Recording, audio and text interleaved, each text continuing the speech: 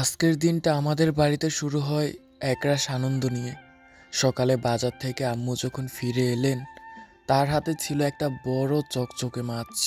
মাছটা দেখে মনে হলো আজ ঘরে নিশ্চয়ই ভালো কিছু রান্না হবে।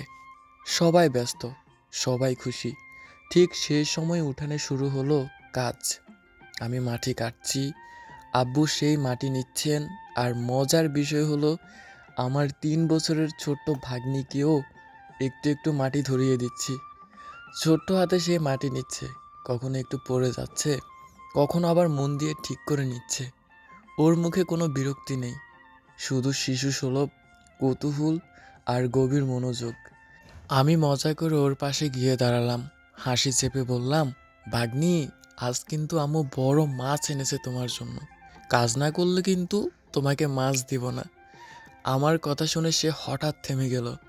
মাটি মাখা ছোট হাত দুটো একটু নামিয়ে চোখ বড় বড় করে আমার দিকে তাকালো। কিছুক্ষণ চুপ করে থেকে খুব নরম গলায় বলল, আমি কাজ করব মামা। এই ছোট্ট একটা বাক্যই যেন আমার সব ক্লান্তি উবে গেল। সে আবার আগের চেয়েও আরো মন দিয়ে মাটি নিতে লাগলো। মনে হচ্ছিল আজ তার কাছে এই কাজটাই সবচেয়ে বড় দায়িত্ব। কাজ করতে করতে হঠাৎ সে নিজেই বলে উঠল, আমি ভালো মেয়ে। এই কথা শুনে আমি, আব্বু সবাই একসাথে হেসে উঠলাম। সেই মুহূর্তে বুঝলাম এ ছোট মানুষটার কাছে মাছটা যতটা না গুরুত্বপূর্ণ, তার চেয়ে বেশি গুরুত্বপূর্ণ আমাদের হাসি, আদর আর একসাথে থাকার আনন্দ। দিন শেষে মাছ রান্না হলো, সবাই একসাথে খেলাম।